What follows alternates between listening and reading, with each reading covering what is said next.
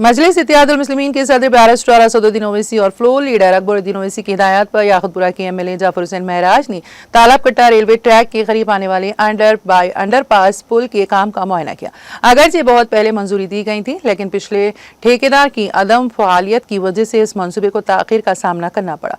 Board में एक नए ठेकेदार के साथ एमएलए ने इस बात को यकीनी बनाया कि काम जल्द शुरू हो जाएगा। रुकन असेंबली जाफर हुसैन महराज ने GHMC और ट्रांसपोर्ट हुकाम से बात की ताकि हल तलाश किया जा सके और कम्युनिटी के मसाइल को कम किया जा सके। इस मौके पर डॉक्टर समीना मैडम, तालाब चंचलम कॉरपोरेटर, AIMIM प्राइमरी यूनिट मेंबरान और दीगर मौजूद थे।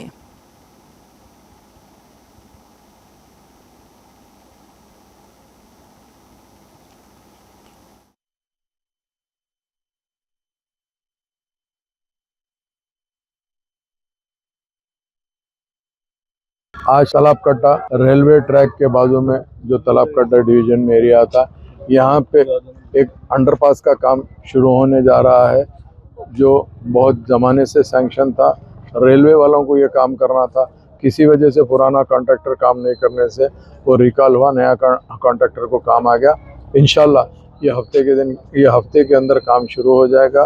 और उसके अलावा यहाँ पे एक गार्बेज का ओपन पॉइंट था, जिसकी तरफ से एक तो काम में भी तकलीफ आने वाली थी और बस्ती वालों को भी जिसकी तकलीफ थी।